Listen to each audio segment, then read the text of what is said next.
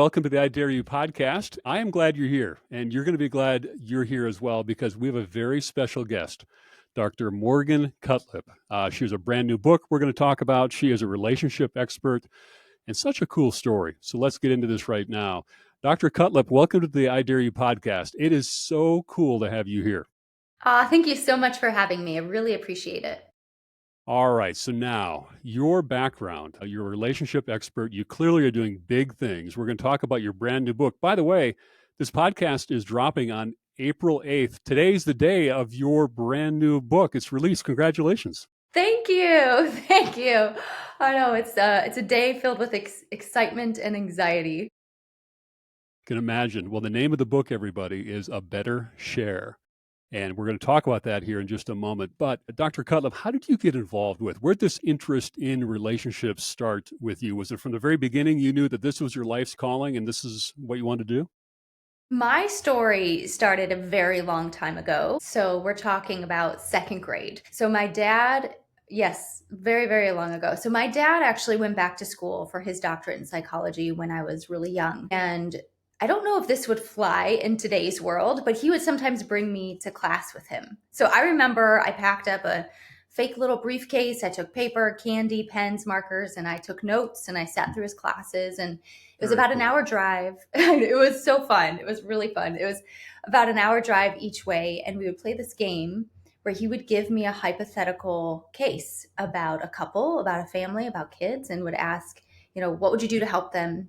What do you think is going on with them? What do you think is going on with the son? He would sort of break it down. And it just became, I couldn't get enough. It became my favorite game to play with my dad. It's just been a cherished memory that I have with him. And I don't know, I look back, I'm like, maybe he just needed somebody to work with him. But he really just sort of instilled in me this love for this work. And so as he sort of progressed through his career, he started creating educational content about relationships and courses before everybody was sort of doing that. And I would yeah, it was so cool. And I got to meet some pretty big names in the relationship field over the years, going to conferences with him and different things like that. And then I just shaped my educational trajectory to set me up to be able to do work with him and then eventually do my work on my own. And I remember it's probably around freshman year of college that I said to him, someday I really want to lean into supporting women in their relationships. And I had no idea what that meant. And then many, many years later, we had our daughter and she was born, and that rocked my world in a way I was not prepared for, which was the inspiration for my first book. But the second sort of piece of that transition was that it rocked our marriage. We have a great marriage. We did before kids. And I was just really struck at how quickly I could sort of become resentful toward my husband after kids. And a big part of that was the dramatic amount of responsibilities that seemed to just fall sort of on my plate, and how my life shifted in so many ways and his kind of stayed the same. And so that these two pieces really became the motivation for stepping into this work and figuring out, okay, well, once I work my way through it, what are the practical tools I can share with other people to help them navigate these tricky times? That's great. Thanks for that background. In You're learning welcome. more about you, am I right on this that you married your high school sweetheart? Yes, but I have to put an asterisk here, or else I feel like I lose some street cred in the relationship world. Like, oh, she never dated. But yeah, we met when I was 14. We dated about 3 years in high school. He went to college. He's 2 years older. Went to college, and you know how that story plays out. It was Yes. terrible. It was like the dark ages of our relationship, and then we were on and off through my college, and then we went 5 years without even speaking, and we reconnected on MySpace. So that MySpace. dates What I've heard MySpace. about that. What is MySpace? That you're dating Yeah, it yourself a was little like bit. I'm very much dating myself. It was like the original social media. The Right. original social media. I don't know. I didn't use it much, but enough to reconnect with my husband, Chad. And then we were actually married 8 months later. It's kind of Whoa. a wild, yeah. Yep. That's great. Well, I Yeah. married my high school sweetheart as well. We also, went to different colleges, and Hmm. yeah, that's a whole nother podcast episode. But yes, we came That back shared together. history is Right. beautiful, and also it kind of can haunt you sometimes. Sometimes. You kidding me? Okay, well that'll be another podcast episode right there. Well, listen, I talked to a lot of healthcare professionals, a lot of really educated people on this podcast. One thing that I want to see if you'd agree with this, that you are a relationship expert, and yet there's a specificity to what you talk about, and you do talk a lot about the mental load, and especially in the area of how it impacts women. And so, am I right on that? Would you agree that I don't know if you'd call it a niche, but it's a very specific? And tell me more about that background. Yes, I sort of just found myself kind of going niching down, I guess, into this topic, in part because it seems like for women, for mothers, some of the biggest things that we are affected by are overwhelm and burnout, and early motherhood, loss of self. And a piece of this is something called the mental load, which is it okay if I define it? Please, that was Yeah. my follow up. What Okay. exactly is the mental load? Yeah, so the mental load is the seemingly never ending running to do list we carry around in our minds, and it has two key components. So the first is that it's primarily made up of invisible tasks. This is important because it's hard to explain to someone else, and it's hard to hand it off, and it's hard to get it acknowledged and appreciated because a lot of this stuff is sort of happening in the dark behind the scenes. The other component is that it takes up a lot of cognitive real estate. What this means is that it just takes up space in our brains that can crowd out room for other really nice things like peace, presence, patience, regulating our emotions, getting in the mood for sex, all of these different things. And so, what I found is that a mother's experience is dramatically impacted by this one piece, this mental load, and how sort of like, I don't know if you've experienced this in your own relationship, but like this feeling that women can't relax. A part of Hmm. that goes back to this mental load that we're carrying around in our minds. I want to go back to that definition really quickly. I want to say something really important here. Yes. Everybody has a mental load. This is not a women's issue. When it becomes a women's issue, is that the majority of the mental load of home and family life tend to be carried by women, even when they work full time or part time. Why? So Why is that? Maybe you're going to tell me. I can tell you why I think Yeah. that's the case. But let me finish this thought because Yes. Yes. um, I do want to say that the mental load, yes, is a women's issue when it comes to home and family life, but I see it as something bigger. I see it as actually a relationship issue because what often happens is a woman will feel overwhelmed or she'll feel kind of overloaded, go to her partner, try to explain it. A lot of times our partners don't really understand it. And I can explain why that's the case too. They don't really get it. Make a list. I don't understand. Tell me what to do. I'm here to help. Like I don't know. Ends up happening is either she will uh, be like, okay, he doesn't get it. I guess I'll just keep carrying this. So she feels overwhelmed still. Or she'll shove it down or feel kind of ashamed, like, why am I so overwhelmed? I should be better at this. Or he's defensive, which then means he's not safe for her to come to. And so this sort of sets a couple off on a really worrisome trajectory for the course of their relationship because resentment can build quickly. It can start to impact just the day to day interactions, the attitudes they have about each other, and then it can trickle into your sex life. And I think a lot of couples get to a place where it's like they're in such a bad spot, they don't really understand the origin story of what Hmm. happened or how they got there. And not always, but a lot of times it can start with the mental load. It's interesting.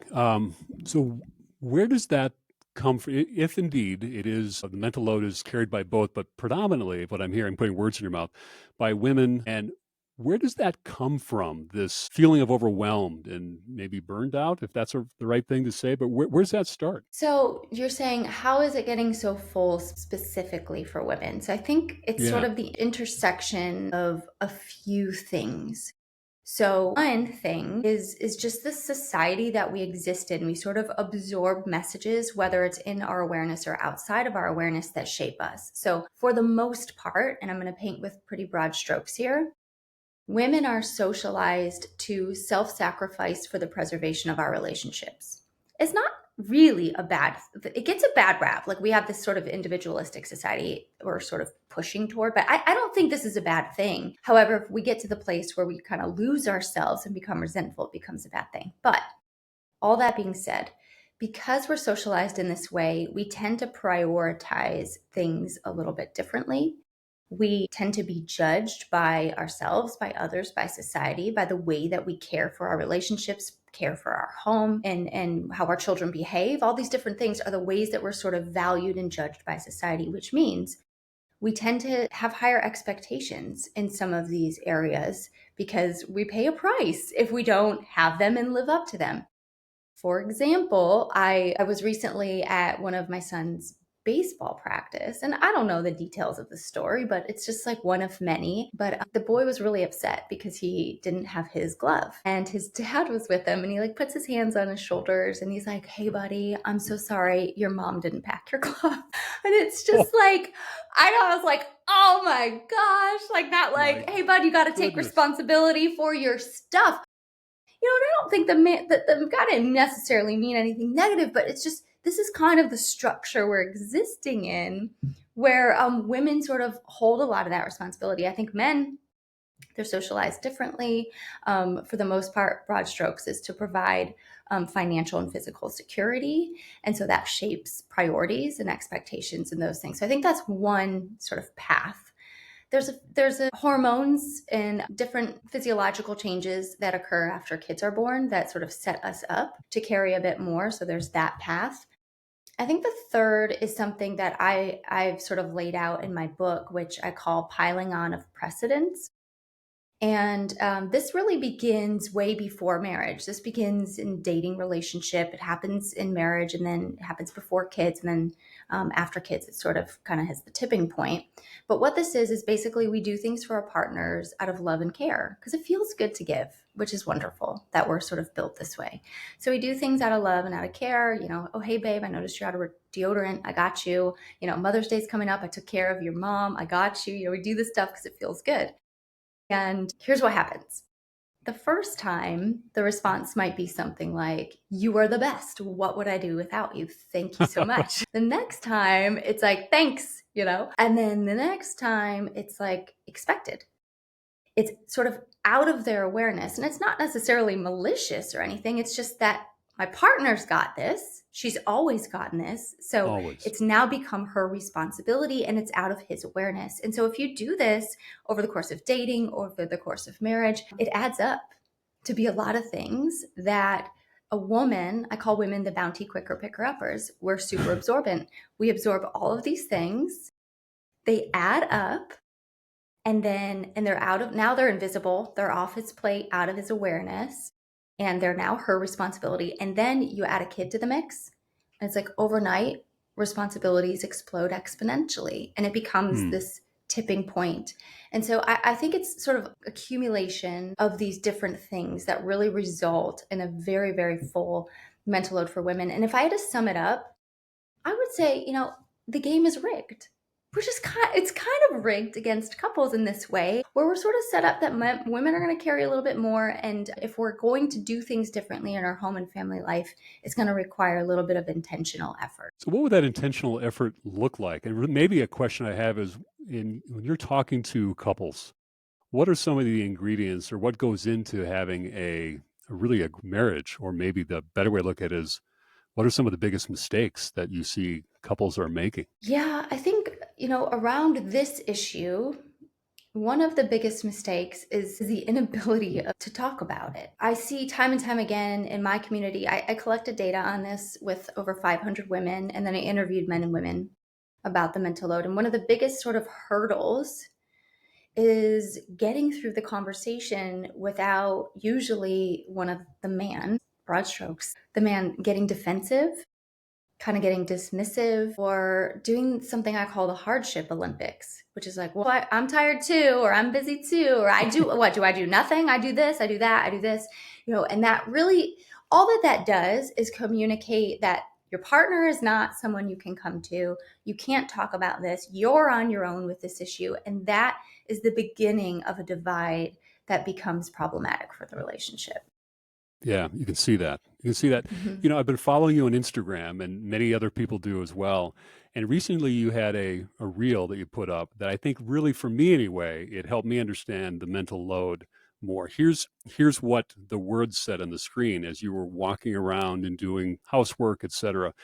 It's not doing the stuff. It's the ongoing mental calculations you're making, thinking through cause and effect scenarios in order to try to maximize the well-being and positive experiences of your family members. That's the stuff that drains your energy. That's the stuff that's hard to explain to your partner. That summed it up pretty well for me. I love that. Yes. So, okay, so this is my in the weeds definition of the mental load. Okay, here we go. And this is the piece that couples tend to not like be able to get over, that I'm hoping through my book will really like set the stage. So everybody has a good definition. The guy will be like, yes, okay, I actually get it now. And then women will understand that's why I'm overwhelmed. So this is my in the weeds definition. I have a visual in my book actually, because I think sometimes we just need to see it. So imagine, if we can all like paint a picture in our minds right now, imagine a Venn diagram with 3 circles. So when it comes to the mental load, there are 3 domains of tasks. The first is the physical. Now this, stereotyping again, this is where men thrive. They kill it in the physical. They're like, I mowed the lawn, I did the dishes, do you feel better? And we're like, no. Or they're like, So give true. me a list. Give me a list. Tell me what to do. Like, I've got it. And this is what men tend to think the mental load is.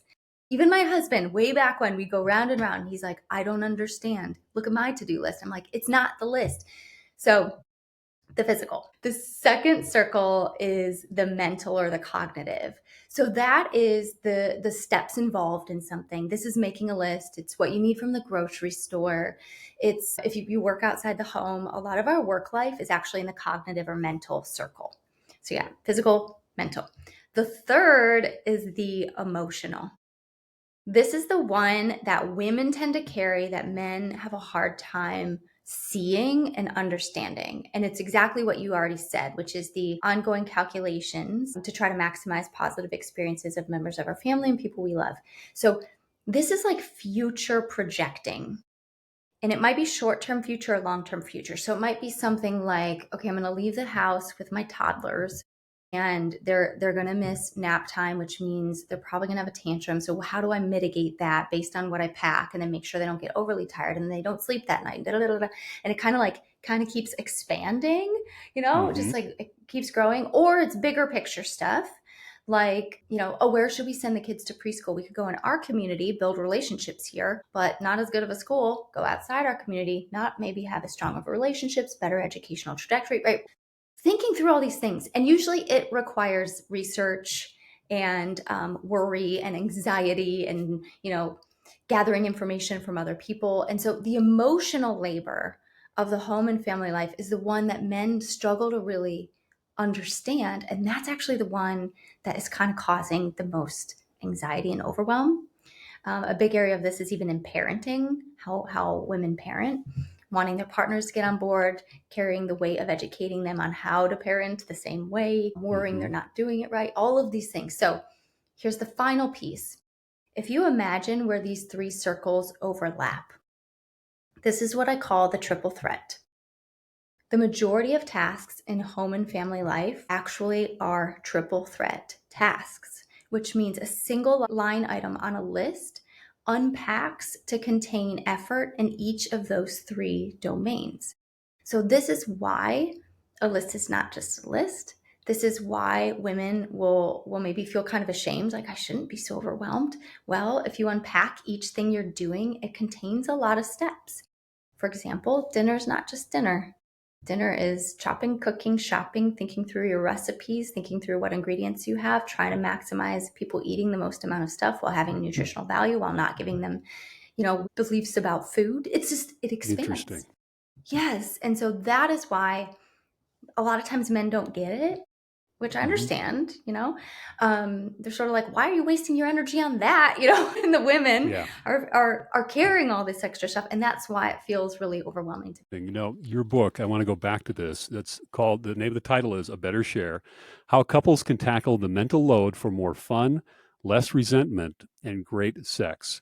And here's some of the sub points on this that I gathered. If you're ready for an approach that empowers couples to understand each other better and have a practical way forward. Okay, ding, ding, ding. I love that. Here's one. If you're sick of every conversation about wanting more help turning into a fight, and if you're ready for a partner and not a helper, and finally, if you're ready to feel like a team again. Wow. Okay, that's really aspirational. And you may have just answered it right there, but tell me, of all the things you could write about, I mean, you could write about anything in your experience. Why did you narrow the focus on this? Why is this so important to you? Because I felt the weight of it in my own life and I saw how dramatically it could change our relationship. And I'm a pretty equipped person. I got a lot of know how and skill sets. And so if I'm struggling to navigate this in my own life with my husband, who loves me very much, I know that many other people are too. The second reason this is really near and dear to me and important to me is because if you or anyone listening has ever consumed any content on social media on this topic, it's pretty hostile toward men. It really is. It's actually a very volatile topic to talk about. I could probably have a lot more followers if I leaned into some of that, but I Is that won't right? do it. Yes. Yeah. You will get an Okay. angry mob of people who will be there to vent. And I get it. I Women can didn't know feel. that. Yes, yes. I'm really I naive. I'm yeah. really naive. I'm seriously. No, you're That's no, you're that's news. blessed. You are Okay. blessed to not know this. Okay. You don't want to live in this corner Okay. of the internet. No, yes, it's a Okay. wonderful thing you don't know this. All right. Keep going. I'm sorry to interrupt you. No, not at all. So I understand the women, I understand how women can feel really frustrated by this. They can feel like, very angry about this. But what I see out there are a lot of generalizations that I think are unhelpful to relationships and quite toxic to relationships. Things like if your partner doesn't do things around, if your partner leaves his towel on the floor, it's because he doesn't care about you. And you're right. And your choices are he can go to therapy or you should better off leaving the relationship. And so this bothered me a lot. I've lived this in my own life. I have a man who loves me very much. He would get defensive. Okay. He sometimes will leave his socks around. He's very thoughtful, very conscientious. These things happen. So I really felt like there was a lack of nuance to talking about this topic and really like welcoming, we got to welcome men to the conversation. If the end goal is to have relationships that are healthy, that are strong, that feel good to be in, that are enjoyable, then we cannot enter into this conversation with a hostile approach and coming in hot with criticism. Criticism is not a good starting point for change. And so I didn't see anybody really doing that. I didn't see anybody really explaining, if I'm surveying all these women, I have a pretty large Instagram community. I've interviewed men and women. If I'm seeing the same patterns in the way that these conversations go, maybe we need to dig a little bit deeper and try to understand what's going on for both partners. Why is this so triggering for men? What is behind that? Let's talk about that. Let's put all this stuff on the table so that couples can depersonalize some of the things that they feel really offended by. And when you can depersonalize them, you realize, oh my gosh, this is pretty common. It's not they don't love me or you don't care about me. We're just sort of mismatched on this. We need to find a new way through it. And so it was like a gap in the conversation and the tools that were available. And I was like, I have something to say here. That's So great. This book is going to help so many couples, so many women. It's going to be a runaway hit. I know it is. So congratulations on it. In thank doing you. my research, I was listening to a lot of different interviews with you, and in one in Mm, particular, there was a topic about how it's very easy to villainize our partners, and how mm. that can creep in, and how over time it can lead to resentment. In what way do we start? Is it easy to start villainizing our partners and the lens we see them through? Yeah, so in our relationships, all of our relationships, we do this, but specifically in our partnership, we create almost like a picture in our minds of our partner, almost like we sketch it. And we sketch this picture based on a little bit of fact, just a little bit. So a little bit of fact, but the majority of it is sketched based on our opinions and judgments about these facts, about what we know. As we sketch this picture, we tend to sort of zoom in on certain qualities about our partner and accentuate those and minimize others. So if you just imagine a caricature of, like, they do that of presidents and they exaggerate certain Hmm. qualities. We do that in our minds with our partner. And this crafts a story we start to tell ourselves about our partner. And what can happen really, really quickly is that we can sketch the picture in a way that we focus in on all of the ways they're letting us down, annoying us, falling short, not meeting our expectations. And that becomes what we focus on. And when we are in that place, we're focusing on all the ways they're falling short, we will interpret everything through that lens. So we will jump to conclusions. We will fill in the blanks using that picture. We'll make assumptions. It will affect how we react and how we talk to each other. So this is how couples get in bad attitudes really quickly about each other and toward one another, and how we can start to villainize one another. And I don't know if men do this, but women do this, which is we'll like walk around the house muttering things under our breath when we're annoyed. Do men do this? Trust me, men do that. Well, maybe it's just me, but this man does that. Okay. Well, that what you're muttering is a lot of times like the storyline that your picture has created. And yeah, so it's easy to villainize our partners. It's really easy to get into a bad attitude over the little things. And so one of the takeaways around this is that we are in charge of how we sketch that picture. And so we have to have some radical responsibility around where we place our focus, how often we check our assumptions, how we rework that picture to balance it out, and how we shift our focus to the ways our partner actually really shows up for us and makes our life better. Good. That's a needed perspective. What about Mhm. for all the relationships there, especially, and I'm generalizing here, assuming, but for long term relationships, I've also heard you talk about how over time a relationship can become transactional. And I mean, how do you get the intimacy back if that's something that has drifted away over the years? And maybe it's not over time type thing. I'm making a couple of leaps there, but how do you get the intimacy back? No, I think it is. Relationships kind of deteriorate either little by little, and then there's like, it just kind of like detaches, or it can be little by little, and then there's like a big event, or there's just a big event. So you're not making leaps. So I think it was before we started, we were talking about how small changes can build into major momentum. And this Hmm. applies to our relationships as well. So there are big things that you can do, but there's also small things that you can do as an individual to shift the tone and the dynamic in your relationship. So, one of the easiest things is to be over the top, free flowing with appreciation. That is like the fastest way to soften a dynamic between people. In the book, I actually give a formula for the ultimate compliment because I think I got to people hear this. actually, yeah, people aren't actually very good at giving compliments.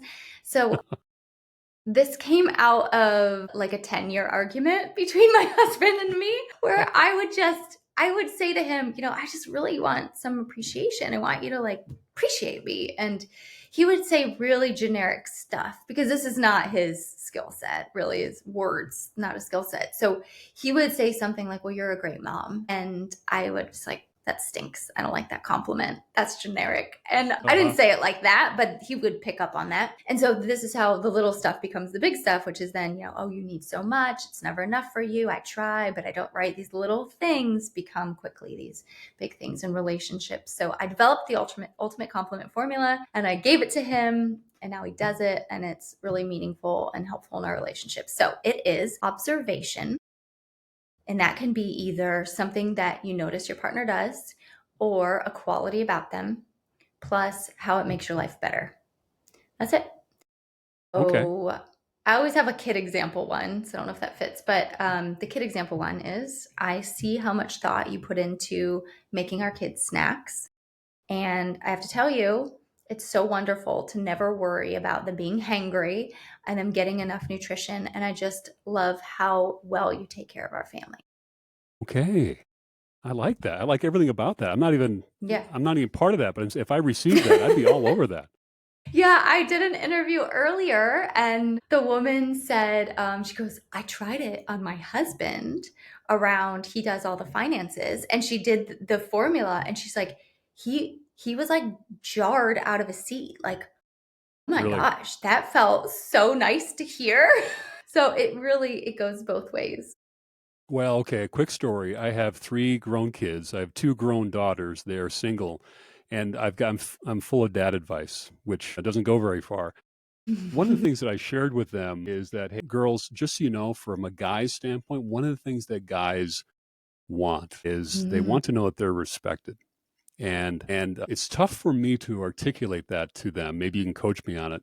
But yeah. I'll give you a real life example. When Michelle and I, we married 36 years, but early on in our marriage, when we had kids, it's like everything changed. I mean, my goodness, I'd never held a baby in my life. And now I'm holding a baby. Now what? But, working really, really hard, too hard, but Yes. to grind it for the family and all that. But I remember one time, Michelle, I remember right where I was. I was in Elkhorn, Wisconsin, in the kitchen, coming back from a long day, and she said, "Hey, Darren, I want you to know that I see how hard you're working for the family. That means that I don't have to work as much in nursing. I just want you to know how Yeah. much I appreciate you." I mean, that was probably 30 years ago, and I can remember Stuck with where you. I was and how it made me feel. I would, in fact, even now, I will run through walls for that. It wasn't "I love you," it was "I respect everything you're doing for the family." So And anyway, I piece that see together you. for me. Yeah. Yeah, Yeah. I mean, I think sometimes as women, we underestimate how much our partners need to hear those things. So we can break this apart in a number of ways. Back to that socialization piece where men really are socialized to provide and protect financial security. I think that still is really a strongly felt experience of most men. When we talk about with men, what is the anxiety you experience after kids enter the picture? It's this increased pressure to really provide for my family. I feel it now that I have kids. And so when we acknowledge that they are doing well and, contributing to our life in a meaningful way in that area, it means something very significant to our partners. And it's important for us to not minimize that. It's in the same way, stereotyping here, but in the same way, I've said to my husband many times, as a full-time mom who's like squeezing in my work and all these things, but I work alone, you have a lot of power to be my source of acknowledgement and feedback, and to let me know you see the value that I bring to our family. Because that's good. both partners are really bringing a lot of value, whether it's the caring for the family and the home and the kids, it's the providing financial, it's a little bit of both. And so it's so important that we create an atmosphere where this is a free flowing type of experience. Well, I think in just a couple minutes, I'm going to ask for your "I dare you" challenge for all of us, Dr. Cutlip. But one thing I'll jump in here. I don't want to steal yours, but for everyone listening, I personally would challenge you to think about your spouse, someone who's important to you, and use Morgan's formula here: observation plus how it makes my life better. Everyone has that. And to your point, we just don't do it enough. It's right in front of us. Mhm. I don't know why Mhm. we don't do it enough, but I think that's a pretty good challenge, don't you think? I think it's a great challenge, and just watch your partner's face when you do it. It really goes a long way. So yeah, I think that's a great Good. challenge. That's Can I say good. one more thing? Because you were talking about Please. respect. Okay, Yeah. in the book, the meat of the book talks about four areas couples have to get good at sharing. And the first one is perspective. And so I have a chapter for each, a chapter on the three things women want most in their relationships, and a chapter on the three things men want most. And one of them is respect. So maybe that Really, will for help men? you. Yes, for men. One of the things men want most. So it's peace. Men want peace. They like it when their partners are happy Yes. with them, easy breezy, no conflict. A lot of these desires, in the pursuit of these desires, usually sometimes will end up causing some trouble, because in the pursuit of peace you might end up minimizing your partner or defending because you don't want to get into that argument. So peace, affection across the board, whether that's words all the way to sex, and respect are the three things for men. And so I hope you find that section helpful. Maybe your Good. daughters will read that. But everybody wants respect in their relationships, but it's specifically important for men because men are in many ways judged on how they perform. So I think when you are really leaning into respecting them, it's sort of saying, you're performing well, you're doing a good job, I trust you and your judgment. And it goes a long way into making men feel really loved and secure in their relationship. Yeah. Well said. How about for women? What do women want in their relationship? So I'm women, so I asking you to use sum it this up and yeah.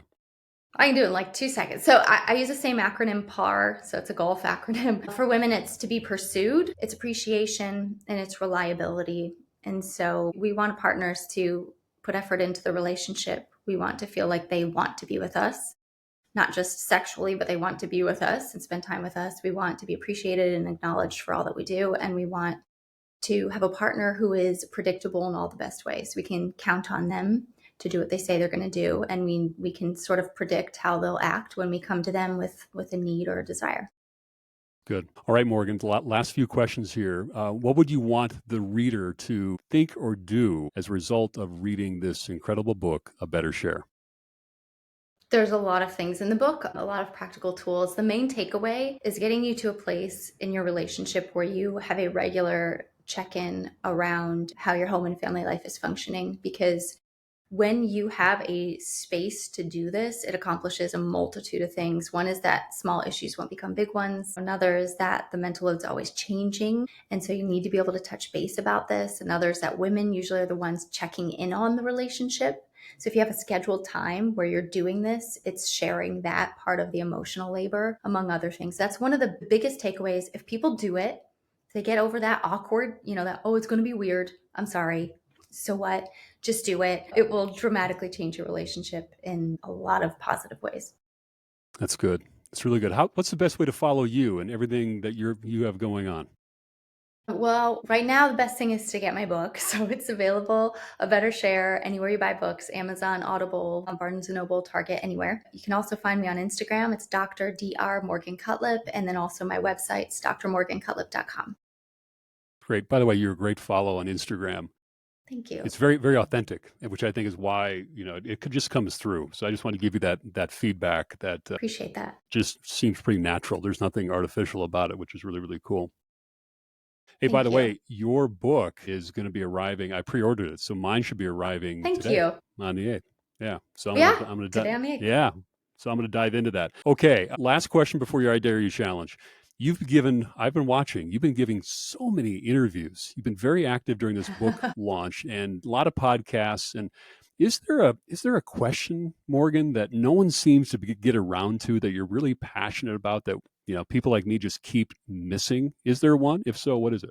I don't think so. I've done a lot of great interviews. I mean, the one that you really asked one that I had not gotten to really explore in an interview, which was around the villainization and also why this topic. And so when I spoke about the way that men need to be welcomed to the conversation, I've not really gotten to unpack that before. So I appreciate that question. But Okay. yeah, that would have been the one. Well, there it was. There was an observation and how it made your life better. I feel 10 feet tall. Exactly. Thank you. All right. So at the end of every podcast, Morgan, I ask my guest, what is your I Dare You challenge for us? It's that one thing that we could do or try to live a better life. I can't wait for this. So what do you think we should do? I know, and you took my compliment one. Okay, You can I take haven't. it. You can take it. No, no, no. I got to give something new. Okay, I have one. I have one more.